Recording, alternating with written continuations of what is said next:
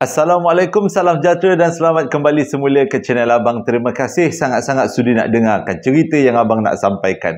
Hari ini Abang nak sampaikan dua lagi cerita dan dua-dua cerita terbuatkan Abang rasa tersenyum-senyum sambil membaca email.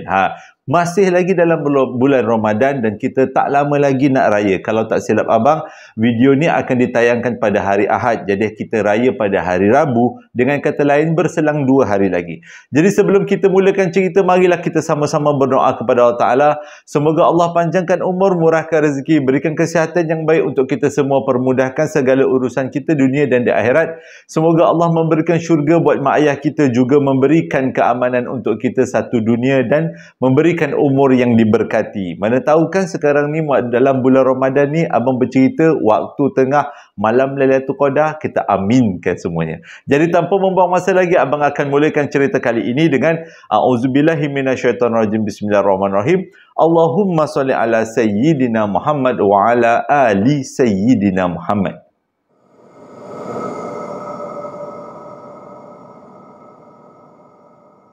Cerita kali ini disampaikan oleh Cik Jah, berlaku pada tahun 2000 di Hulu Langat. Kalau tak silap Abang, peristiwa ini berlaku dekat Hulu Langat, Selangor. Cerita ni macam ni. Pada waktu tu Cik Jah masih lagi anaknya kecil-kecil. Nak kata kecil pun tidak jugalah. Tapi kebanyakan daripada anak-anak dia bersekolah rendah. Dan menjadi kebiasaan Cik Jah dan orang-orang di sekitarnya, anak-anak yang masih bersekolah rendah akan dihantar mengaji di rumah mengaji yang ada di kawasan tu.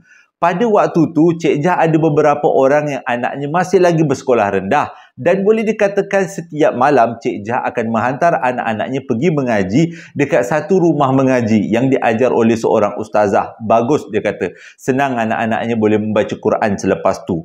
Tapinya, sewaktu dia menghantar anak dia pergi mengaji tu, terdapat satu peristiwa yang betul-betul melekat dekat kepala dia. Ada bahagian seram dan ada bahagian lucu. Di dalam perjalanan di antara rumah Cik Jah nak ke tempat mengaji, ada satu pokok. Kalau tak silap Abang, pokok mempelam ataupun pokok mangga lah macam tu. Dan pokok tu terletak dekat sebelah sekolah yang ada di tengah-tengah jalan. Di antara jalan tu.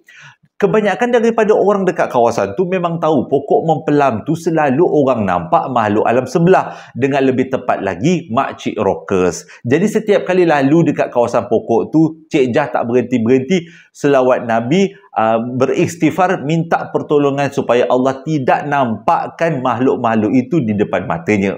Tapi nak buat macam mana, satu hari itu terjadilah peristiwa yang menyebabkan Cik Jah lebih berhati-hati di masa akan datang. Ceritanya, pada waktu tu masih lagi di awal malam, pukul 8.30. Cik Jah dengan 2 orang anak dia berpimpin-pimpin tangan daripada rumah nak menuju ke rumah mengaji. Melaluilah pokok mangga yang dikatakan seram-ram macam tu. Tapi bila dah 3 orang sekali berjalan, tak adalah dia rasa takut sangat. Pada waktu tu masih lagi awal malam, lebih kurang pukul 8.30. Jadi Cik Jah pun lalulah dekat kawasan tu, termasuk lalu dekat kawasan depan pokok mangga. Tak terjadi apa-apa. Sampai ke rumah mengaji tu lebih kurang pukul 8.45. 15 minit je perjalanannya, ataupun 20 minit, tak berapa nak jauh sangat daripada rumah. Dan itulah penyebab kenapa Cik Jah tak nak gunakan motor atau kereta untuk hantar anak dia pergi mengaji, sebab jaraknya terlalu dekat. Bila dah letak anak dia dekat rumah mengaji, macam biasa Cik Jah akan berpatah balik ke rumah kerana dia nak selesaikan urusan di rumah, termasuk makan minum suami dia. Dan pada masa yang sama, anak-anak dia selepas habis mengaji, mereka akan jalan balik ramai-ramai dengan kawan-kawan.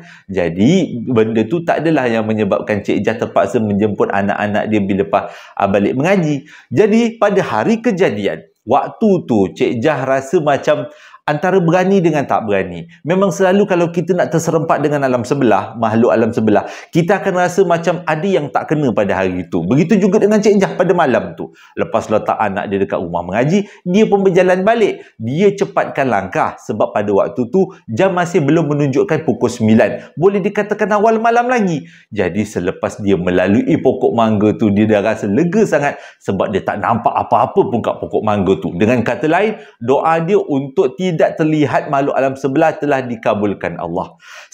Selepas dia melalui pokok mangga tu, tiba-tiba dia dengar macam ada bunyi mangga yang jatuh.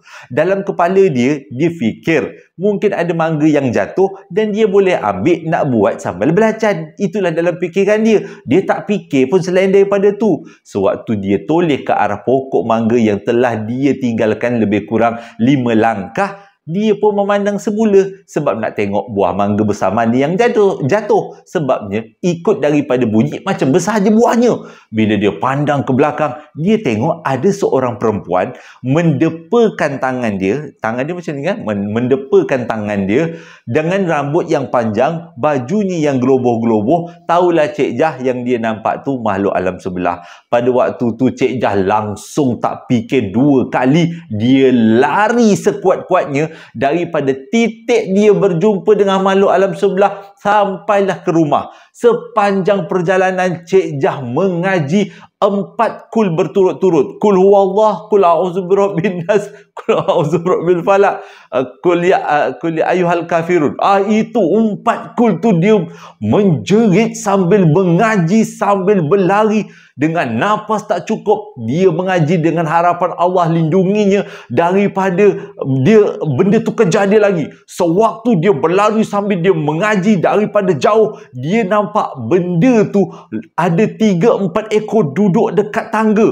Waktu tu dia rasa macam nak terburai je dia punya isi perut. Lari selaju-lajunya melintasi sekumpulan makhluk yang memang daripada alam sebelah. Selepas melintasi sekumpulan makhluk tu, jadi 2 kali dia nampak tau. Satu dekat pokok mangga, satu dekat tangga rumah kawan dia. Selepas dia melintasi sekelompok perempuan makhluk alam sebelah tu, dia dengar makhluk tu panggil daripada jauh. Jah, macam tu.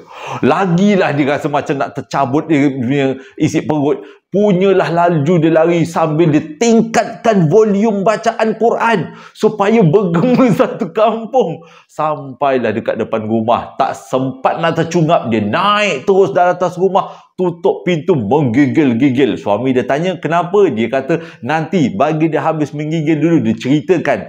Lepas habis menggigil, dia ceritakan semuanya dengan suami dia. Suami dia kata, alah benda tu entah-entah bukan hantu, awak je kot yang perasan. Dia kata tak, dengan rambut panjang, dengan baju yang geloboh-geloboh, yang tangan mendepa, takkanlah itu orang. Lepas tu duduk pula bertinggik-tinggik kat tangga. Dia takkanlah orang, itu memang bukan orang. Tapi suami dia kata jangan risau, yang penting minum air putih, relax, selawat Nabi, dan benda tu akan hilang dengan sendirinya. Jadi Cik Jah ni pun ikutlah nasihat suami dia. Malam tu lepas anak-anak dia balik, dia tak cerita dekat anak-anak dia apa yang berlaku. Esok paginya dia cari kawan-kawan dia ni. Macam biasalah makcik-makcik kan, mesti cari kawan-kawan nak ceritakan apa pengalaman malam tu. Jadi jumpalah dengan kawan-kawan dia. Lepas tu tak sempat kawan dia buka mulut, dia terus cerita yang dia nampak begini. Kawan dia pun terdiam lah kan. Terdiam dan tak tahu nak cakap apa. Lepas tu salah seorang daripada tu bertanyalah, aku malam tadi kata, aku pergi lepak-lepak, bukan lepak-lepak, pergi ke rumah si Misah, dia kata. Lepas tu aku duduk dekat tangga, Misah, aku, lepas tu ada seorang lagi Jamilah duduk kat tangga. Aku nampak kau berlari sambil mengaji. Aku ingat kau maraton sambil bertadarus. Maraton sambil bertadarus. Jadi aku panggil lah, Jah. Lepas tu barulah Cik Jah cakap, kurang hajar. Kenapa kau tak cakap kau manusia? Kita orang bukan tak cakap kita orang manusia. Kita orang pelik kenapa kau berlari sambil bertadarus. Jadi panggilan kau, mana tahu kau berhenti. Rupanya yang kali pertama Cik Jah nampak tu memanglah makhluk alam sebelah. Tapi yang kali kedua tu bukan makhluk alam sebelah yang duduk bertinggik-tinggik kat tangga tu. Rupanya kawan-kawan dia. Jadi sejak daripada tu semua orang kenal dengan Cik Jah tadarus. Sebab dia sambil berlari, dia sambil tadarus. Itulah dia kata kali pertama dia nampak dekat pokok mangga tu. Ramai juga orang yang pernah nampak pokok makhluk dekat situ. Tapi dulu-dulu kawasan tu memang agak sunyi. Ada lampu jalan saja pokok mangga sebelah sekolah. Kalau tak silap abang, pokok mangga tu dah pun ditebang sebab dah ramai sangat orang nampak. Tebanglah, suruhlah makhluk tu cari makan kat tempat lain.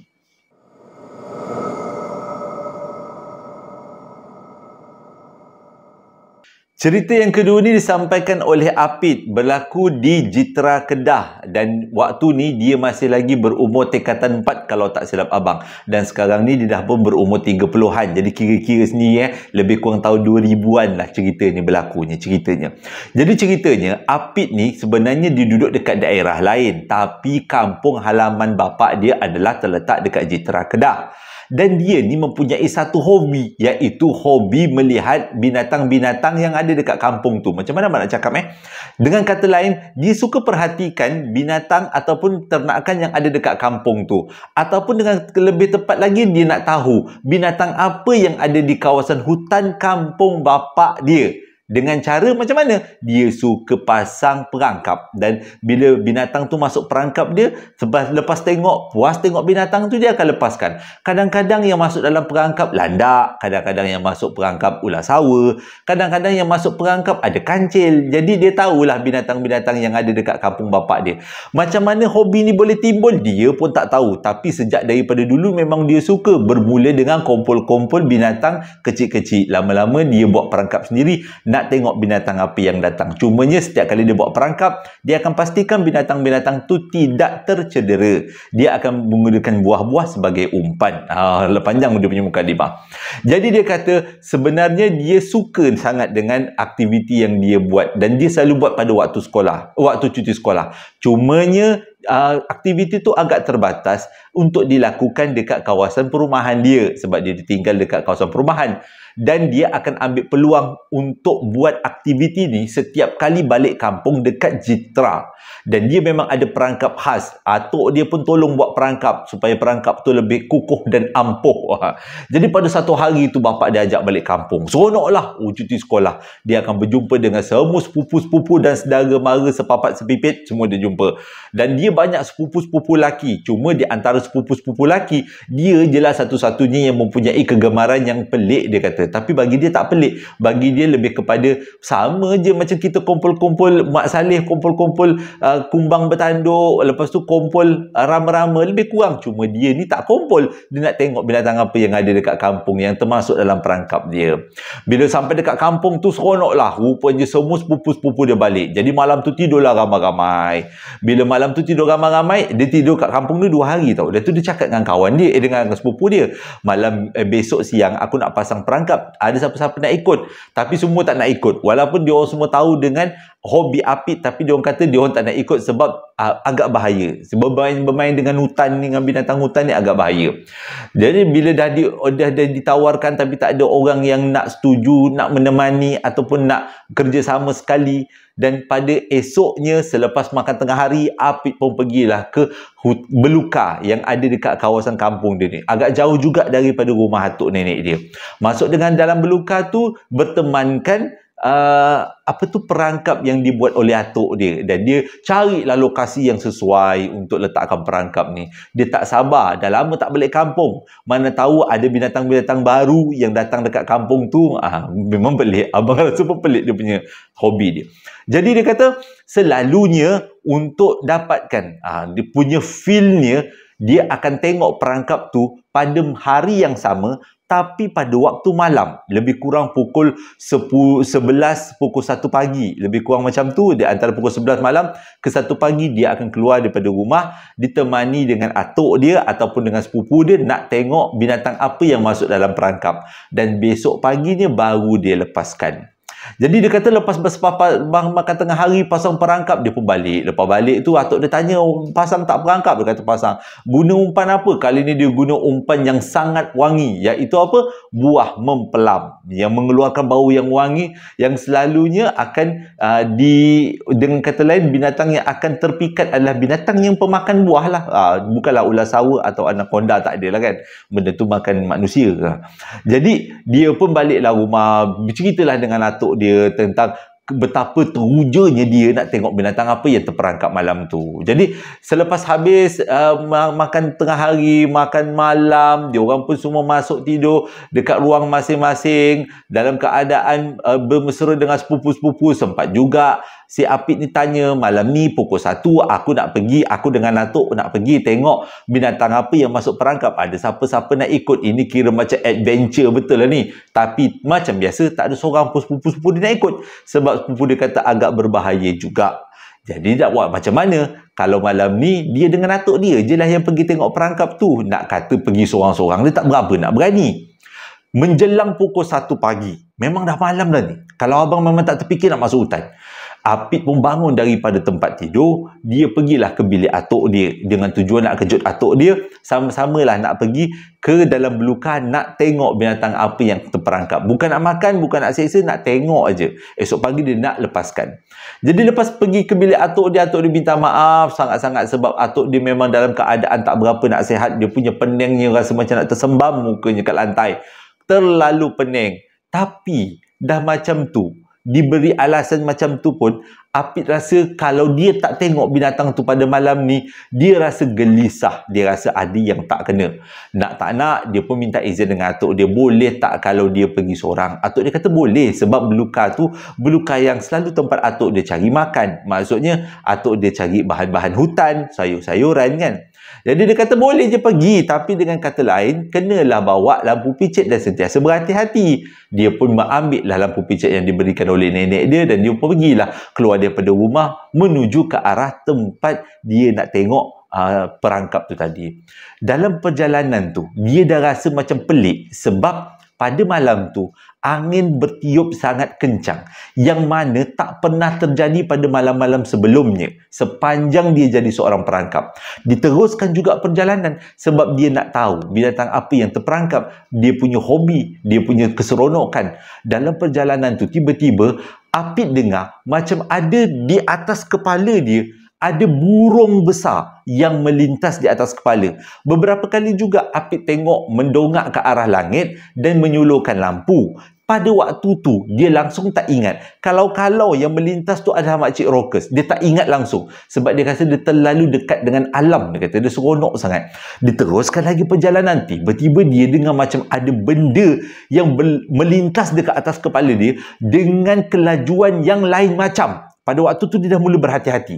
Ada yang tak kena ni. Jadi Apit berjalan dengan lebih perlahan lagi. Tapi kali ini dia slowkan. Dia macam mana? Dia lampu tu, dia tutup sikit kawasan bahagian lampu tu supaya tidak terlalu terang.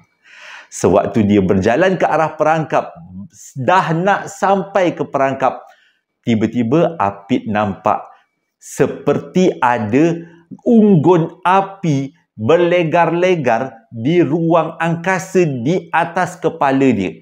Terus Apit tutup lampu picit sebab nak tahu apa benda yang obor-obor api yang menyala-nyala di atas kepala tu.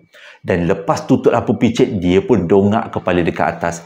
Memang yang dia nampak adalah seperti lampu isyarat warna kuning, dia kata. Berkelip-kelip tapi berlegar-legar. Takkanlah dia kata kunang-kunang besarnya macam ni. Sebab kalau ada kunang-kunang yang keluarkan cahaya macam tu, kunang-kunang tu mesti adalah kunang-kunang yang sangat besar. Yang besar dia sebesar bantal tidur kita.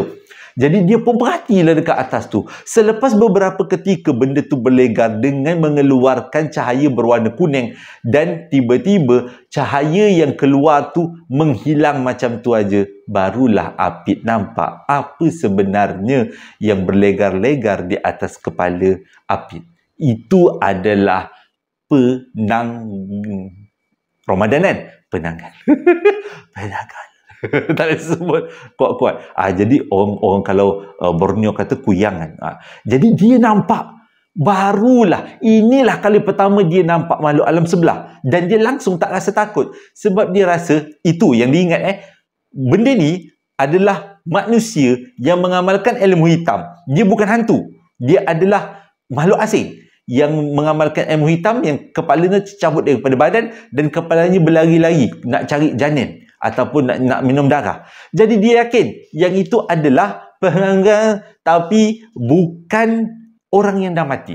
Jadi hantu-hantu lain, makhluk-makhluk lain semuanya yang dah mati ataupun daripada alam sebelah. Tapi ini adalah salah satunya makhluk yang berasal daripada manusia hidup. Itu yang memang Apit tahu. Dan itulah juga yang muncul kat kepala dia. Benda tu berlegar lebih kurang 10 minit. Jadi Apit boleh nampak kepalanya, mukanya, rambutnya dengan usus yang berjurai, yang isi perut, paru-paru. Dia memang nampak jelas. Memang warnanya darah. Cuma cahaya yang menyala-nyala tu datang daripada mulut si kuyang ni tadi. Itu yang menyala-nyala. Mulut tengah, lalu keluarkan cahaya. Tung, tung, tung cahaya tu. Jadi benda tu berlegar-legar. Apit dapat menikmati. Tak adalah. Dia tak ada menikmati, tapi dia dapat tengok dengan jelas apa yang dikatakan dengan hanggal tu.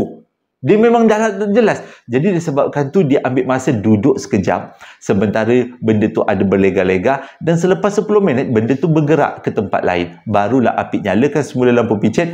Pergi ke tempat perangkap dia. Dan dia tengok dalam perangkap dia tu ada musang. Dan dia pun kata, tak apalah. Malam tu juga dia lepaskan musang yang dia dah dapat. Dan dia terus balik ke rumah. Dia dah tak rasa takut lagi. Sebab dia tahu benda yang dia nampak tu adalah makhluk, bukan daripada hantu, tapi daripada alam sebelah, daripada alam manusia lah dengan kata lain.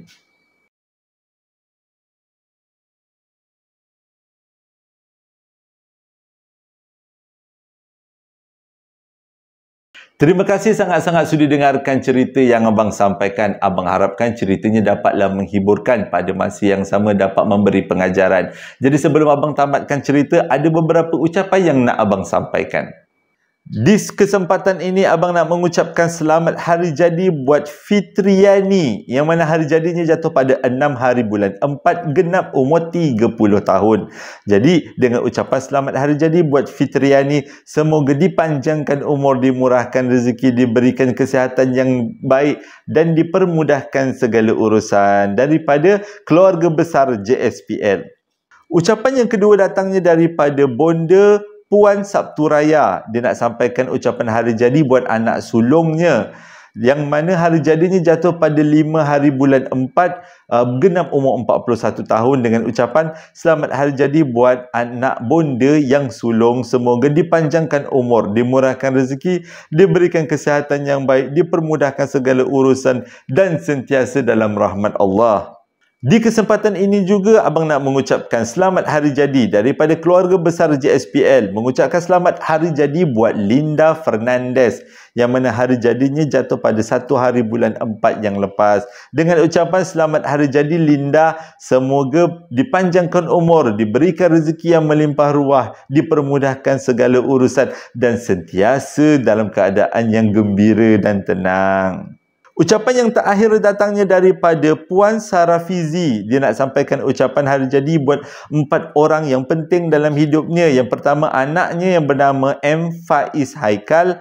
Yang kedua, anaknya juga iaitu Noralia Maisarah. Yang ketiga, anak buahnya yang bernama Ain. Dan yang keempat, anak buahnya juga yang bernama Wani. Yang mana keempat-empat orang ini hari jadinya jatuh pada bulan 4. Tidak dinyatakan tarikhnya, tapi semuanya bulan 4. Dengan ucapan selamat hari jadi buat kalian berempat. Semoga sentiasa dirahmati Allah, dipermudahkan segala urusan, dipanjangkan umur dan diberikan rezeki yang melimpah ruah.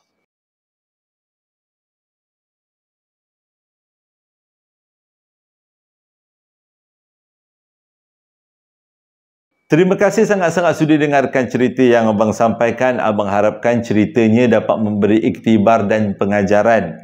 Sehingga berjumpa lagi, tak lama lagi. Jadi ada lagi satu cerita sebelum kita masuk raya kan, hari Selasa nanti. Hingga berjumpa lagi dalam 2 hari akan datang. Assalamualaikum warahmatullahi wabarakatuh.